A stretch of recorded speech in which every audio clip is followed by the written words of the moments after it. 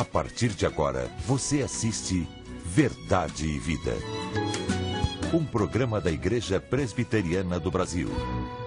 É um grande privilégio, mais uma vez, estar em sua casa para partilhar com você a palavra de Deus.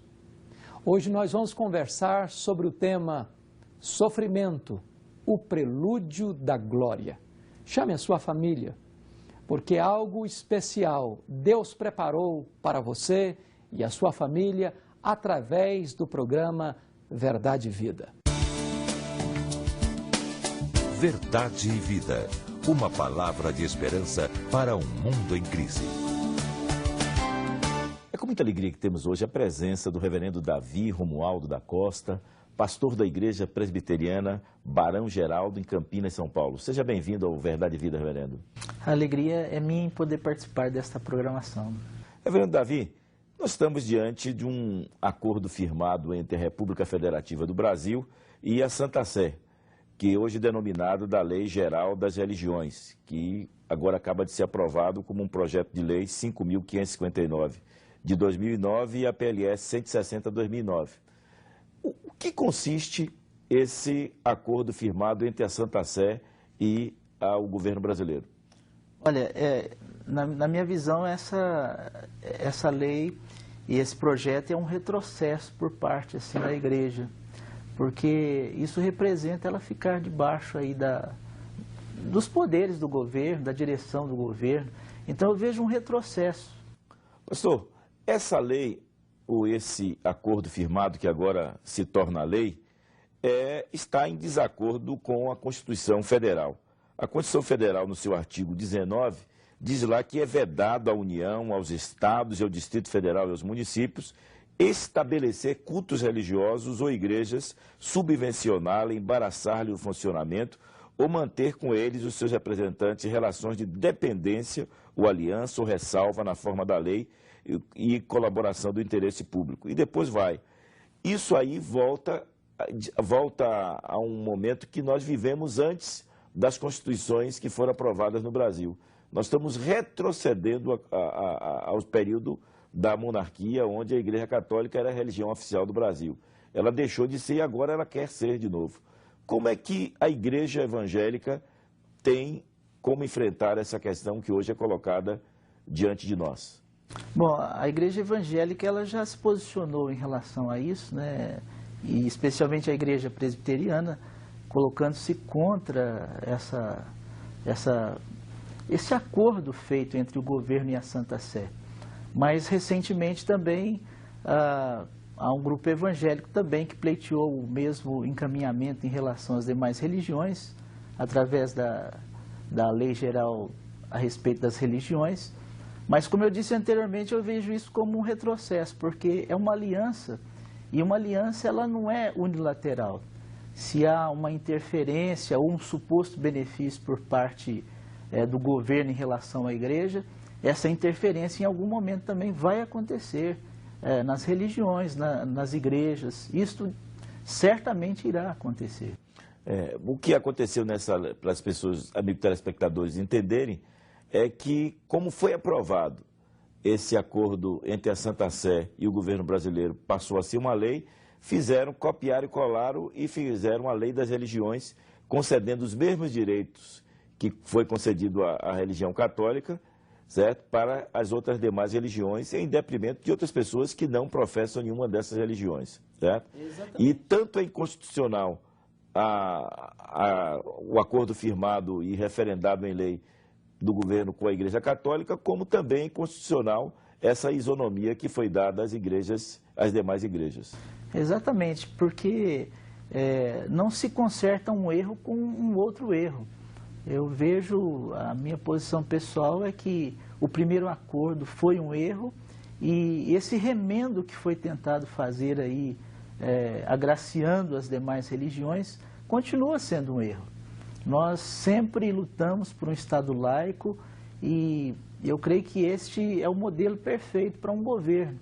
E também é o benefício maior de uma religião, dela ser livre, sem um cabresto, sem um direcionamento pré-estabelecido, poder andar realmente com as suas próprias pernas, né? Esse é o ideal da palavra de Deus. E esse acordo, ele privilegia a Igreja Católica, quando infere todas as leis do uso do solo dos municípios todos brasileiros, que agora qualquer loteamento que seja aprovado pelo município, ele terá que destinar uma área para que a Igreja Católica possa construir um dos seus templos. Então nós estamos voltando a uma coisa que já ocorria durante muito tempo de forma disfarçada, agora sob o amparo legal da lei. Exatamente. E talvez até assim a Igreja Católica irá dizer, bom, mas agora as demais religiões também podem pleitear semelhante benefício, mas nós bem sabemos que depois na resolução final desses acordos, né, na própria organização da Igreja Católica, isso de fato irá acontecer. E como eu disse anteriormente, isso é um retrocesso. As demais pessoas que não partilham aí de uma religião e que pagam seus impostos, né, e que são cidadãos, como que elas ficam nessa história? Essa é a grande pergunta para cada um de nós. E mais ainda, a que preço, né, é cedido esse benefício? Porque nós bem sabemos hoje em dia a moeda de troca ela é muito penosa e muito onerosa e certamente há um preço muito grande a ser pago nesse suposto benefício. E agora, reverendo Davi, como fica Sua Excelência o presidente Luiz Inácio Lula da Silva quando ele afirmou aqui que o Brasil era um país laico, e já tinha afirmado isso para o Papa, e agora está na iminência de sancionar essa lei que, acima de tudo, é inconstitucional? Infelizmente, a história tem mostrado que o governo ele tem feito acordos que lhe convém e que nem sempre eles têm mantido esses acordos. E nem sempre tem falado a verdade, porque nós estamos na iminência da aprovação, já foi aprovada essa lei, ela já está sendo sancionada, e nós temos aí essa dificuldade agora. Ele está afirmando que é um país laico, mas quando na realidade nós estamos aí já fechados num acordo aí com a Igreja Católica. Reverendo Davi, agora nós vamos ouvir o que disse o nosso presidente Luiz Inácio Lula da Silva, se o Brasil era um país laico, em entrevista concedida aqui no programa Verdade e Vida. O senhor é a favor do Estado laico? Eu sou a favor, não, o Brasil é um Estado laico. E eu fiz questão de dizer isso aqui no meu pronunciamento. Disse isso quando estive com o Papa, para dizer claramente que o Brasil é um Estado laico. Eu queria terminar lendo o final do Manifesto da Igreja Presbiteriana do Brasil, quando diz que, em consonância com a Palavra de Deus, sua única regra de fé e prática, e com a sua doutrina, a Igreja Presbiteriana do Brasil manifesta-se contra a aprovação do Congresso Nacional do referido acordo internacional ou de qualquer outra norma legal que privilegie determinada religião, denominação, em detrimento de outras, não considerando cidadania dos ateus e agnósticos também presentes no Brasil, consagrando ingerência de Estado estrangeiro sobre o Estado brasileiro e afrontando a separação entre o Estado e a Igreja, preservado em cartas constitucionais da República Brasileira. A Igreja Presbiteriana do Brasil reitera sua submissão e intercessão em favor das autoridades constituídas, não abre mão do seu ministério profético nessa geração de denunciar todo e qualquer desvio contrário ao Estado de Direito e à lei de Deus. Verdade e Vida. A palavra de Cristo para uma vida melhor. Hoje eu quero compartilhar com você o texto de Atos dos Apóstolos, capítulo 7, versos 8 a 16. E nós vamos conversar sobre o tema sofrimento, o prelúdio da glória. Nós vamos conversar sobre a vida de José. José do Egito, filho de Jacó. Ele foi um homem que andou com Deus, que viveu na presença de Deus.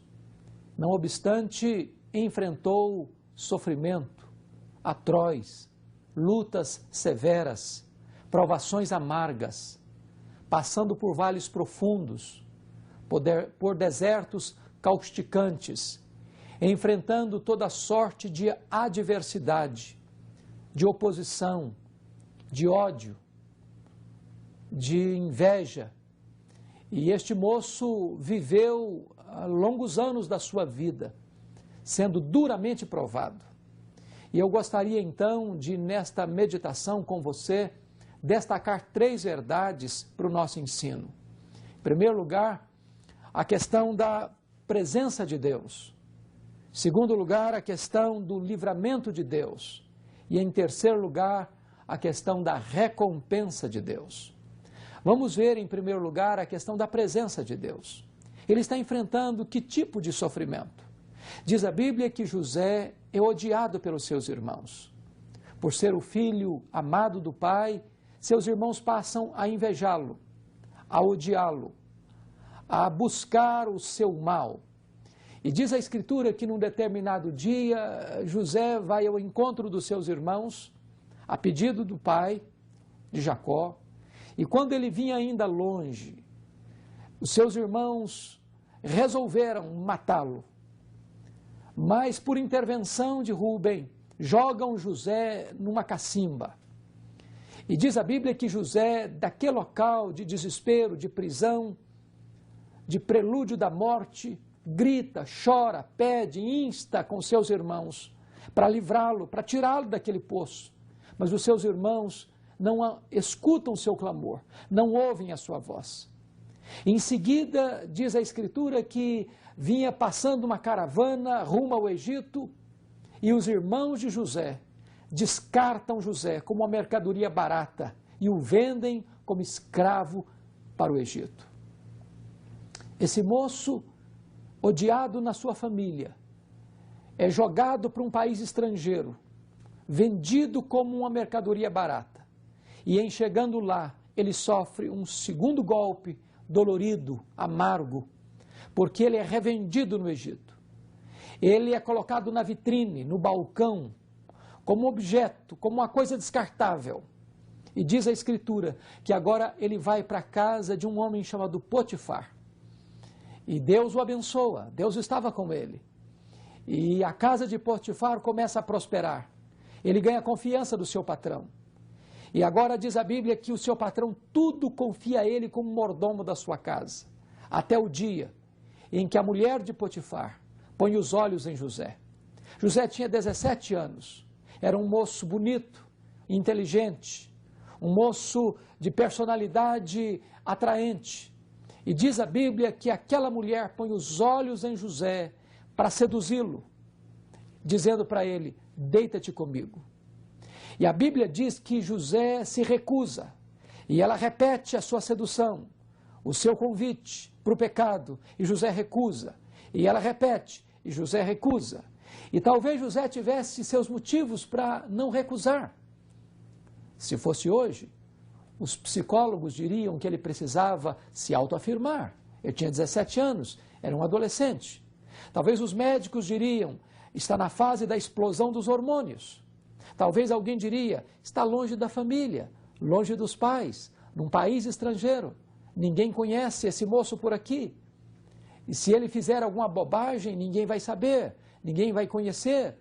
Ele podia pensar, bom, mas não fui eu que iniciou esse processo, foi a mulher que me seduziu. Eu não tive outra alternativa, eu não podia fugir. Aliás, sou um escravo. Eu não tenho nem mesmo liberdade para agir como eu quero. Mas diz a Bíblia que José terminantemente rejeitou e rechaçou toda a sedução para o pecado. E a mulher vai às últimas consequências quando agarra José. E ele prefere fugir, ele prefere ir para a cadeia do que viver livre, mas com a consciência cativa. Ele prefere morrer a pecar. Ele prefere ter o seu nome enlameado em terra estrangeira do que viver prisioneiro no claustro da culpa e do pecado. Diz a Bíblia que o mesmo José que sofrera nas mãos de seus irmãos, o José que foi odiado, que foi vendido, agora o José sofre mais um golpe. Ele é acusado de forma injusta e como inocente. Ele vai parar numa masmorra, numa prisão, numa cadeia. A Bíblia diz que esse moço de sofrimento em sofrimento passa a cerca de 13 anos na sua vida sendo injustiçado. Talvez você passe por lutas, por crises. Talvez você está passando pelo sofrimento, pelo vale, pela dor, pela injustiça. Talvez você reclame, talvez você chore, talvez você se rebele, talvez você se revolte. Talvez você pergunte, onde está Deus? José passou 13 anos da sua vida, jogado de um lado para o outro, ao sabor das circunstâncias mais adversas e mais amargas. Mas jamais negociou a sua consciência, jamais transigiu com os absolutos de Deus, jamais abriu mão dos valores que aprendera na sua infância, jamais rendeu-se ou capitulou-se ao pecado. Diz a Bíblia que ele manteve-se íntegro no sofrimento, na dor, na angústia, no desespero, mesmo sofrendo os golpes mais dolorosos da injustiça. Maravilhosamente a Escritura diz, mas Deus estava com ele.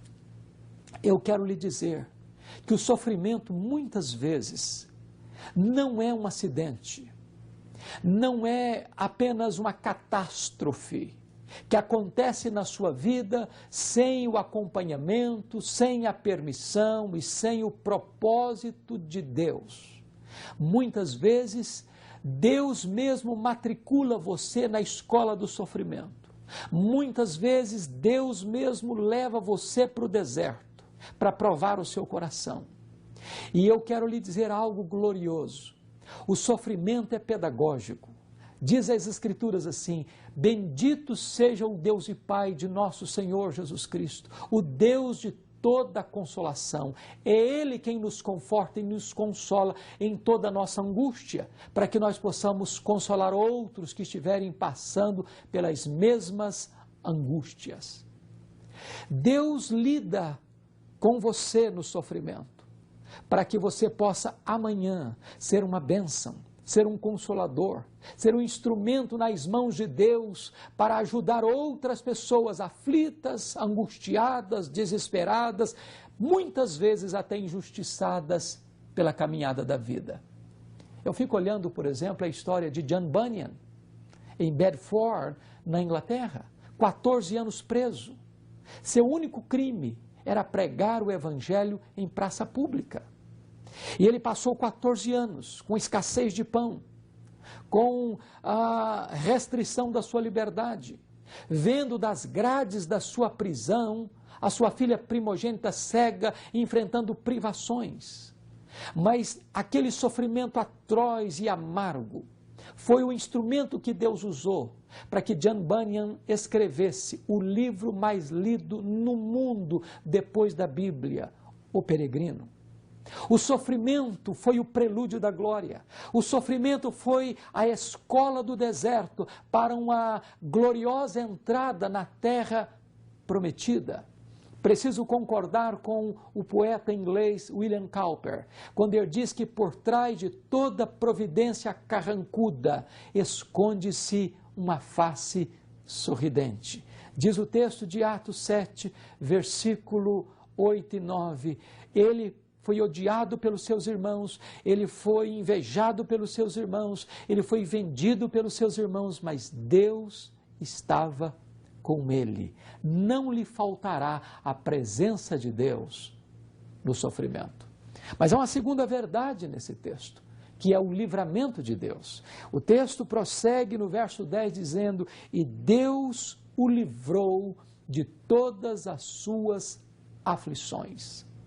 Eu quero dizer para você que Deus não está distante de você. Deus não se esquece de você. Deus não abandona você no caminho da dor.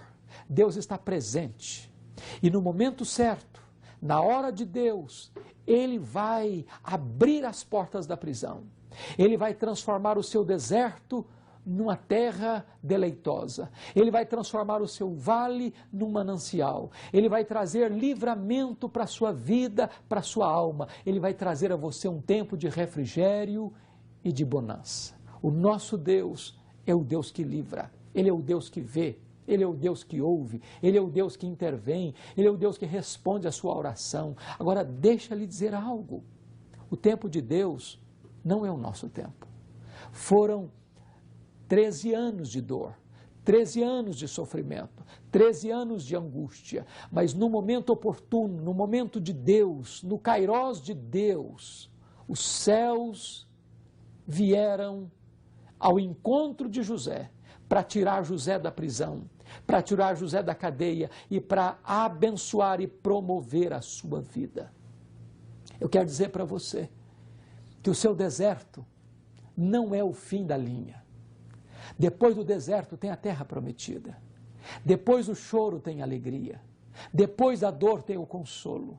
Depois do desespero vem o bálsamo de Deus sobre a sua vida. Espere em Deus, confie em Deus. Saiba que Deus está no controle mesmo diante das lutas e adversidades que você está enfrentando na sua vida, no seu casamento, na sua família, na sua vida espiritual.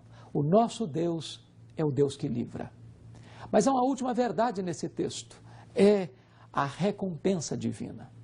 Diz a Escritura que Deus tirou José da prisão e Deus fez de José governador do Egito. Deus deu a ele graça e sabedoria.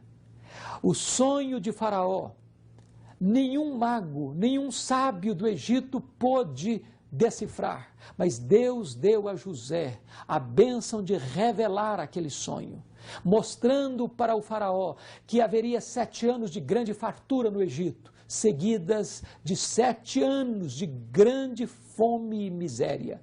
E era necessário que o Egito construísse celeiros para armazenar as lavouras e os produtos da terra, para enfrentar a crise de 7 anos de fome. E diz a Bíblia que o faraó então constitui o José governador do Egito. E José se torna o homem mais importante do Egito, abaixo de Faraó. E ele vai se tornar o provedor, não só do Egito, mas das terras que estavam distantes, longe do Egito. E ele vai se tornar, numa linguagem bíblica, o salvador do mundo. Eu quero dizer para você que Deus é o Deus que está com você, é o Deus que livra você e é o Deus que promove você. Depois do sofrimento, vem a recompensa. Depois da dor, vem o consolo. Depois da luta, vem a vitória. Depois do deserto, vem a terra prometida. E Deus há de recompensar você. As Escrituras nos informam que os irmãos de José, que o venderam para o Egito, precisam ir ao Egito para comprar pão. E diz a Bíblia que José os reconhece. E na segunda viagem, José se revela a eles. E agora esses irmãos estão diante de José, não como escravo, mas como governador do Egito, como salvador do mundo. E José revela algo glorioso. Ele não se vinga dos seus irmãos. Ele não retalia. Ele não retribui mal com o mal. Ele não paga o mal com o mal. José demonstra o seu amor e o seu perdão aos seus irmãos. Diz as Escrituras que José prova o seu amor e o seu perdão pelos seus irmãos, ou para os seus irmãos, de 2 maneiras. Primeiro, os leva para o Egito, dá-lhes da melhor terra, dá-lhes dos melhores frutos do Egito, recompensa o mal com o bem. Segundo lugar, José levanta um monumento vivo do seu perdão quando dá nome ao seu filho primogênito de Manassés. Deus me fez esquecer. Colocou o nome no seu filho primogênito de perdão. Toda vez que José olhava para aquele menino, para aquele filho primogênito, ele estava dizendo para ele mesmo que ele perdoava, que ele esquecia, que ele não retaliava, que ele não estava pronto a se vingar dos seus irmãos. Deus há de recompensar você. E Deus permite você passar por lutas e por provas, para que você seja um instrumento nas mãos de Deus para abençoar os outros ali na frente. Não se desespere, Deus está com você. Não se desespere, Deus consola você. Não se desespere, Deus há de recompensar você. Passaram-se 22 anos até os seus irmãos irem ao Egito. 13 anos de luta, de prova, de prisão. 7 anos de fartura, são 20 anos. Mas 2 anos de fome, foi o tempo em que os irmãos de José foram ao Egito. 22 anos. Mas Deus não se esqueceu de José. 22 anos, mas Deus recompensou José. Eu quero lhe dizer que Deus também há de recompensar a sua vida. Jacó está abençoando seus filhos. Quando chega a hora de José, Jacó diz assim acerca dele: José é um ramo frutífero, um ramo plantado junto à fonte, um ramo que transpõe seus ramos para além dos muros. Deus não desperdiça sofrimento na vida de seus filhos. Se Ele está permitindo você sofrer, é porque Deus tem algo a fazer na sua vida e através da sua vida. E você há de ser, com a graça de Deus, um ramo frutífero plantado junto à fonte, um ramo que vai espalhar os seus ramos, os seus frutos e as suas bênçãos para além dos muros da sua vida, da sua família, da sua cidade, quem sabe da sua nação. Eu quero orar em seu favor. Eu quero colocar a sua vida nas mãos de Deus neste momento. Querido Deus, obrigado porque a Tua palavra nos diz que o sofrimento é prelúdio da glória. Obrigado porque Tu és o Deus que vê, o Deus que ouve, o Deus que intervém, o Deus presente, o Deus que nos restaura e o Deus que nos recompensa. Consola, Senhor, o coração daqueles que nos assistem agora com esta palavra e traz a estes corações a esperança, o refrigério e o consolo. É a nossa oração, em nome de Jesus. Amém. Eu sou o caminho, e a verdade e a vida. Ninguém vem ao Pai senão por mim. Ligue agora mesmo para 0800 119 105 ou acesse o nosso site www.verdadevida.com.br e adquira essa ou qualquer uma das muitas mensagens que aqui já foram pregadas. Também pelo nosso site, você pode tornar o programa Verdade e Vida autossustentável. Clicando em Faça Sua Doação, você faz o seu cadastro, preenche o seu boleto e paga em qualquer banco. Ou faz o seu depósito direto numa agência do Banco do Brasil, para a agência 4442, dígito 3, na conta 7000, dígito 9. Neste domingo eu quero lhe convidar para visitar a Igreja Presbiteriana do Brasil, mais próxima da sua casa. Escola dominical com classe para todas as idades e culto matutino, sempre começando por volta das 9 horas. Culto vespertino, 18 e 19 horas. Diga ao pastor que você é o convidado especial do programa Verdade e Vida. Até o próximo programa, neste mesmo horário e nesta mesma emissora. Até lá e que Deus muito o abençoe. Verdade e Vida. A palavra de Cristo para uma vida melhor. No Brasil, há muitas igrejas cristãs, mas poucas têm 1,5 século de história. São 150 anos educando, promovendo ações sociais, transformando vidas com a palavra de Deus. Igreja Presbiteriana, 150 anos evangelizando o Brasil. Adquira hoje o DVD Verdade e Vida, volume 4. 4 mensagens que tratam de problemas urgentes para a nossa sociedade. O reverendo Hernandes Dias Lopes mostra que é possível vencer a depressão, superar os problemas no relacionamento familiar e encontrar perdão e paz com Deus. O DVD Verdade e Vida, volume 4, custa apenas R$ 30 e você recebe em sua casa com frete grátis. Ligue agora e faça seu pedido. 0800 119 105.